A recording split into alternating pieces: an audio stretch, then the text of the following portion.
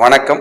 இது ஸ்ரீ வாராகி ஜோதிடம், அடியேன் அவினாசி ஜோதிடம், பிரசன்ன ஜோதிட ஆராய்ச்சியாளர். இந்த சேனல் வழியாக உங்களை எல்லாம் சந்திப்பதில் மற்றற்ற மகிழ்ச்சி. நம்ம சேனலோட இன்னொரு அங்கம் மித்ரா டிவி, அதுக்கும் போய் பாருங்க. நிறைய கண்டென்ட் அதுலேயும் இருக்கும். சப்ஸ்கிரைப் பண்ணி அந்த சேனலுக்கும் உங்களுடைய ஆதரவை கொடுங்க. இன்னைக்கு நம்ம பார்க்க இருக்கிற தலைப்பு ராகு கேது தோஷம். பாம்புகள் பழி வாங்குமா? அது என்ன சார் பாம்புகள்? பாம்புனா என்ன சார்? ராகு கேதுவத்தை சர்ப்பங்கள்னு சொல்றோம். லக்னத்தில் ராகு, 7ல் கேது. லக்னத்தில் இருந்து 2ஆம் இடத்தில் ராகு, 7ல் கேது, 8ல் கேது. அல்லது லக்னத்தில் கேது, 7ல் ராகு. லக்னத்திலிருந்து 2ஆம் இடத்தில் கேது, 8ல் ராகு. இது இருந்தா நாகதோஷம், சர்ப்பதோஷம்னு சொல்றோம். சிலர் 5ல் ராகுவோ கேதுவோ இருந்தாலும் அதை சர்ப்பதோஷமாக கருதுகிறார்கள். சிலருக்கு ராகு கேதுக்குள்ள எல்லா கிரகங்களும் அடைபட்டிருந்தா கால சர்ப்ப தோஷம்னு சொல்றோம். சிலருக்கு 9 கிரகங்கள்ல எல்லா கிரகங்களும் நிறைய மேக்சிமம் ராகு கேது நட்சத்திரத்துல நின்னா அது சர்ப்பத்தோட ஆளுமைன்னு சொல்றோம். இதுதான் ராகு கேதுவோட ஆளுமை. ராகு கேதுவை தோஷமாவே பார்த்து பழகியாச்சு. அந்த காலங்கள்ல சித்தர்களோ ஞானிகளோ தவ சீடர்களோ முனிவர்களோ போய் தியானங்கள் பண்ணும்போது இந்த ராகு கேது தோஷம் இருந்தா தனிமையில போய் இருக்க மாட்டாங்க, எதுவும் பண்ண மாட்டாங்கிறதுக்காக சர்ப்ப தோஷங்களை பார்த்ததா செவிவழி செய்தி. இது நான் கண்டுபிடிச்சு சொல்லல, எனக்கு செவிவழி செய்தியா கேட்டிருக்கேன். இதை இன்னைக்கு கல்யாணத்துல கொண்டு வந்து வச்சுட்டு ராகு கேது தான் பார்க்கணும், ராகு கேது தான் சேர்க்கணும். அது உண்மையா சார்னா 100% உண்மை. வக்ர கிரகங்கள் அப்படின்னா 9 பேர்த்துல 2 பேர் தான் ராகு கேது. இதே வக்ர கிரக வசியம், அதே போல ராகு கேது தோஷம் இல்லாதவங்களை நீங்க இணைச்சு வைக்கும் போது மனதளவுல கடுமையா பாதிக்கப்பட்டு ஒருத்தரோட உணர்வு இன்னொருத்தருக்கு புரியாம போயிடுது. இவங்க நினைக்கிறது ஒன்னா இருக்கும், இவங்க நினைக்கிறது ஒன்னா இருக்கும். 2 பேருமே மனதளவுல புரிதல் இல்லாம ஒரு வாழ்க்கை வாழ்ற நிலைமைக்கு தள்ளப்படுகிறார். இது மைனஸ். அப்ப நாகதோஷம்னு இருந்தா அதை சரி பண்ணிக்கணும். அதற்கான கிரக நிலைகளை பார்க்கணும். இப்ப ராகு கேது ஒருத்தருக்கு இருக்கு அப்படின்னா குறிப்பா எல்லா லக்னங்களுக்கும் நன்மை செய்ய போறதில்ல, தீமையும் செய்ய போறதில்ல. ஒருத்தருக்கு விருச்சிக லக்னம், லக்னத்துல ராகு இருக்கு, அது தீமை தான் செய்ய போகுது. ஏன்னா அது செவ்வாயோட வீடு.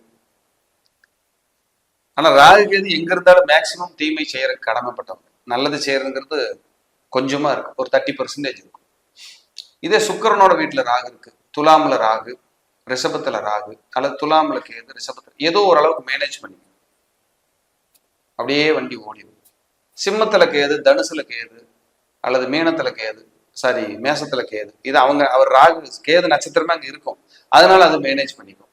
இப்படி பொதுவா ராகு கேது தோஷம்னு சொல்லிட்டு இருக்கிறத விட அவங்க ஜாதகத்துல அது என்ன பொசிஷன்ல நிக்குது, அது நல்லது பண்ணுமா கெட்டது பண்ணுமா, குரு பாக்குறாரா, குரு பார்வை பெற்ற ராகு கேதுவா இருக்கா, கேதுவையோ ராகுவையோ குரு பார்க்கலாம், இல்ல குரு சேர்ந்திருக்கலாம், அதனால என்ன பலன், நன்மை தீமை, இப்படி பிரிச்சு பார்க்க தெரியும். பொதுவா சர்வதோஷம் நாகதோஷம் அப்படிங்கிறது மனித வாழ்வில் ஒரு மைனஸ் தான், ஒரு போராட்ட வாழ்க்கையை கொடுக்குது. அதனாலதான் நம்ம ஏதாவது சர்வதோஷம் இருந்தா கொடுமுடி, ஈரோடு பக்கத்துல கரூர் மாவட்டம், ஈரோடு மாவட்டம் கொடுமுடி அப்படிங்கிற ஊர்ல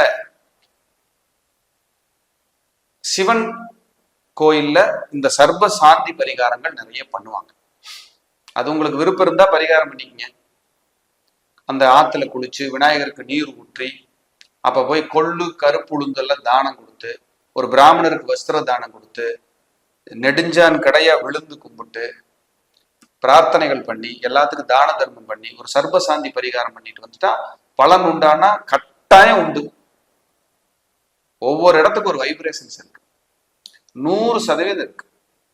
ஏன் ஒரு இடத்துல மட்டும் மழை பெய்யுது, சிரபுஞ்சிங்கிற இடத்துல மழை பெய்யுது, கூர்க்குங்கிற இடத்துல மழை பெய்யுது, மடிக்கேரிங்கிற இடத்துல மழை பெய்யுது, நல்லா ஊட்டியில மட்டும் குளிருது, கொடைக்கானல் குளிருது. இந்த இடங்கள் எல்லாம் அப்படி குளிர் பிரதேசம். ஏற்காடுல அளவா குளிர் இருக்கும், அளவா மிதமா வெப்பம் இருக்கும். இப்படி எல்லாம் நம்ம பேசணும்.